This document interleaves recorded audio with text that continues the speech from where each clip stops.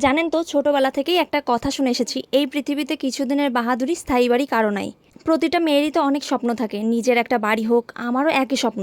কিন্তু জানেন তো, আমার পোড়া কপাল, ছোটবেলাতেই বাবা মারা যাওয়ার কারণে আমরা মামার বাড়িতেই থাকি। আর ছোটবেলা থেকেই শুনতে হয়, তুই তো মামার বাড়ি থাকিস। এটা যে কতটা কষ্টের, যারা মামার বাড়ি থাকে তারাই বোঝে, আর কেউ বুঝবে না। তারপর 23 বছরে যখন আমার বিয়ে হয়, শ্বশুর বাড়ির অমতে আমাকে কেউ মেনে নেয়নি। ছেলে চাকরি করে, আরও অনেক কারণ আছে। বরের কাজ সূত্রে আমরা বোলপুরে ভাড়া বাড়িতে থাকতাম। সেই সুখও বেশি দিন থাকলো না। হঠাৎ করেই 2025 সালের এপ্রিল মাসের 3 তারিখে বরের চাকরি চলে যায়। এপ্রিল মাসে যেন এপ্রিল ফুল হলাম, পায়ের তলা থেকে পুরো মাটিই সরে গেল। তারপরে তো পাড়া প্রতিবেশীর অনেক কথা, শুধু পাড়া প্রতিবেশী কেন, অনেক কাছের মানুষও কথা শুনিয়েছে। তারপরে তো আমরা বোলপুরের ভাড়া বাড়ি ছেড়ে দিই।